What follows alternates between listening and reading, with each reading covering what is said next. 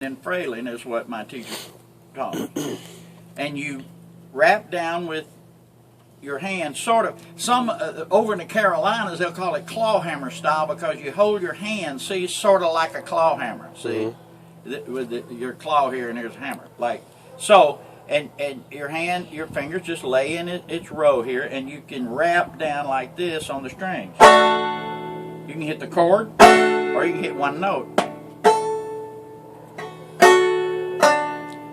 or all of them. And then you use your thumb on the fifth string, and any string eventually, but we call your thumb string the fifth string, and that's the short string. So the rhythm is 1, 2, and 1, 2, and 1, 2, and like 1, diddy, rum, diddy, like.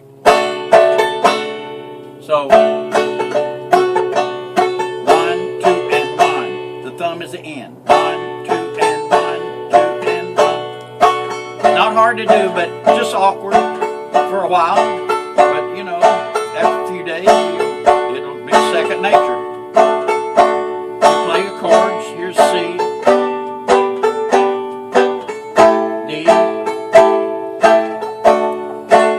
Take this capo off and we'll be in G up here. That's C, D, A7. You got a chord chart, there's C, right? C. Do a cross on this thumb, finger down, and then D7.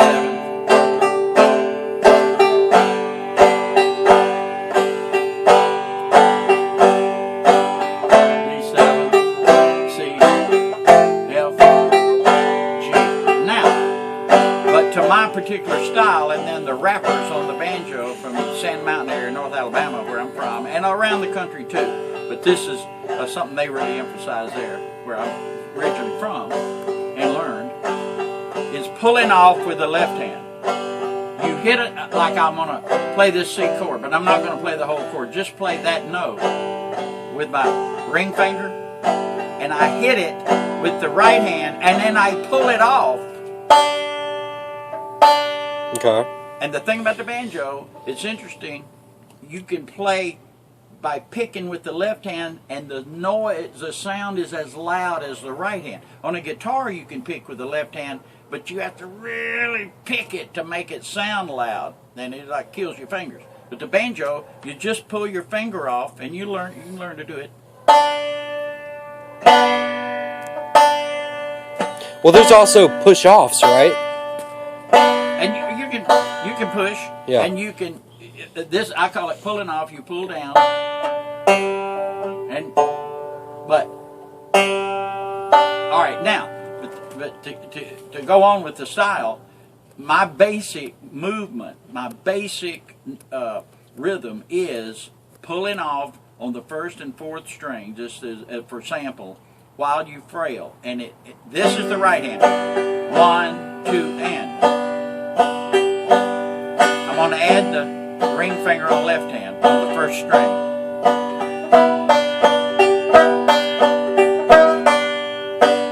Real slow. Fret it, pull it off, hit it, thumb, fret.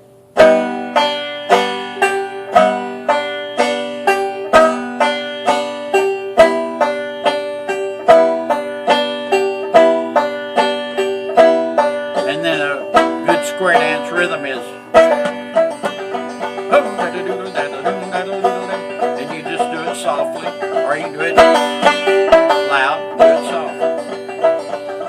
And it's just a nice rhythm, and you can get it after a while. Now I'm going to alternate these two fingers on the first and the third string. All right, here's the third string.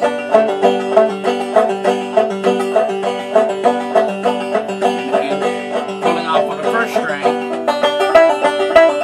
And then you alter every other time, like this. And if I'm playing in the background, somebody's singing a country song or a square dance song, basically, this is my basic rhythm, just a chord along.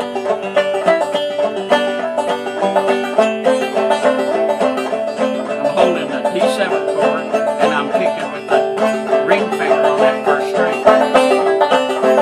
So you hear that extra note in there. So if I didn't play the left hand, didn't pull off the left hand, it's just like this. Nice rhythm, but simple. Add that ring finger on the first string, pulling off every other beat like this.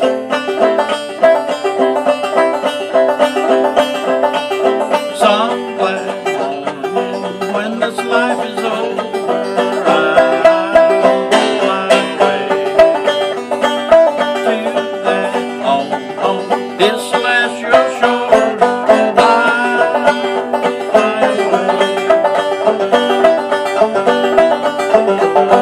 Now, all right, so we got the frail 1, 2, and 1, 2, and 1, 2, and sometimes you frail all the strings to just make a soft chord, a full chord, and sometimes you frail one string. Or,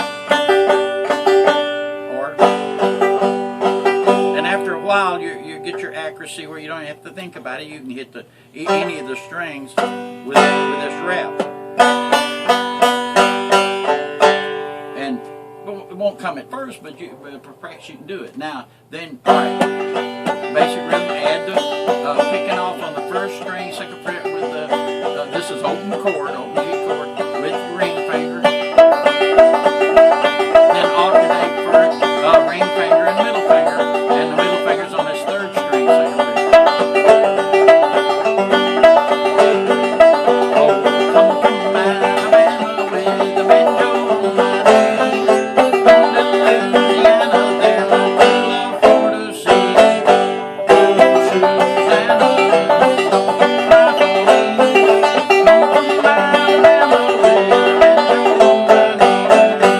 banjo on my knee. Now, one little thing that you can do later on is a pick up, coming up with your hand, catch your thumbnail on the strings. And my teacher, he would play real fast for me. And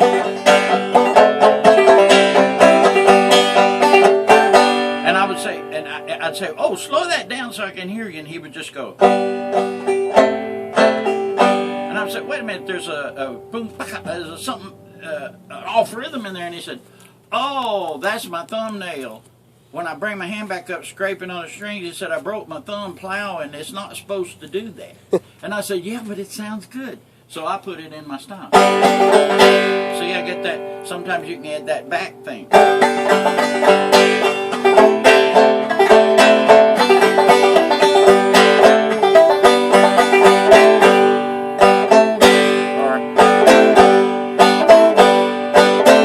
So that's just a little extra. So the idea is Cripple Creek. Here's Cripple Creek. And this, don't expect like, okay, play Cripple Creek like here in the next few days, and don't get discouraged that your fingers and your arms and your whole movements aren't in tune yet, and you hadn't been practicing for years like me.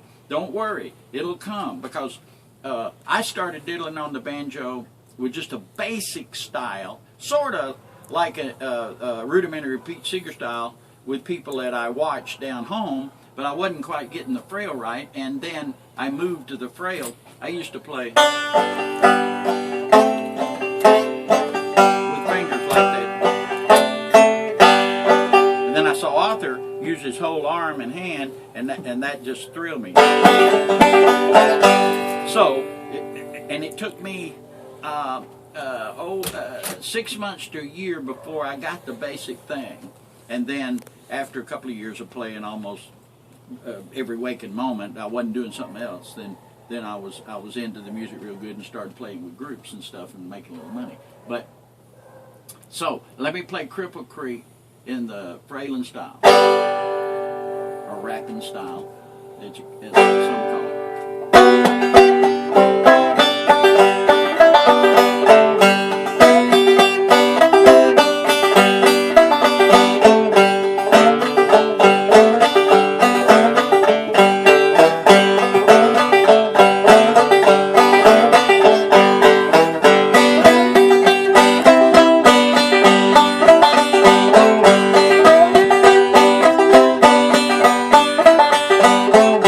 Gonna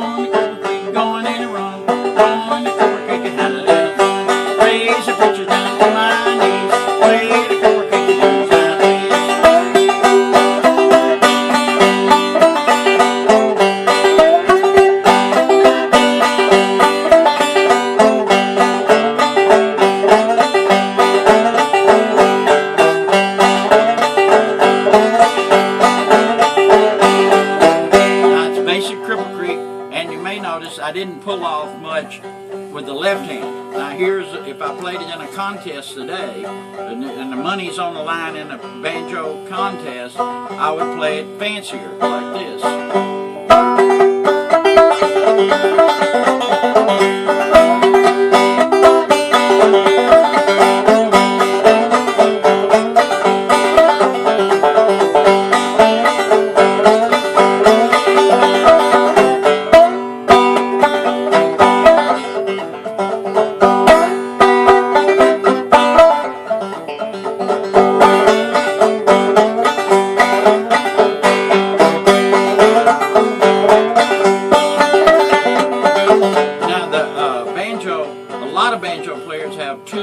Volumes, loud and louder, but I was around banjo players that would play it softly. I guess they want to play in the kitchen and not disrupt their wives, or play in the front room and not wake everybody up in the house. And so I thought, yeah, you don't have to play it loud and louder all the time like the bluegrass people, and that impresses the judges when I'm in a contest. I'll play something loud like that, and then I can play it soft.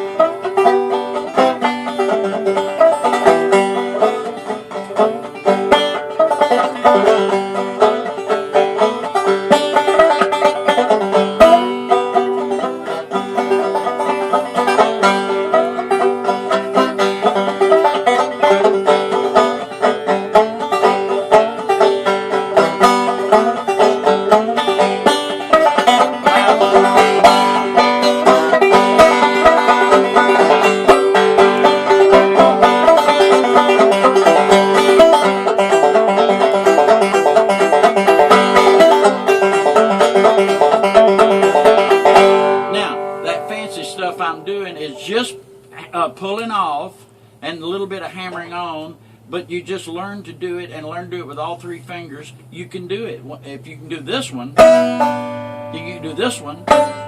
That's the index finger on the second string, and you can do the third finger on this string or the big string. So you can just learn to do them in sequence after practice. So here I'm going.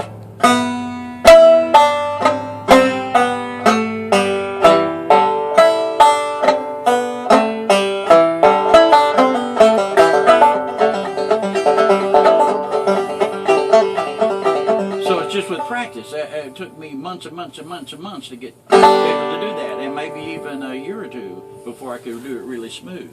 And then you can do I threw a chime in. At the 12th fret, at the 5th fret, and the 7th fret, you have a chime. And eventually you'll learn to throw those chimes in just for, I don't know, to impress the girls, or just for adding a little rhythm. That's the 12th. Here's the 7th. If I can see it, yeah, there it is.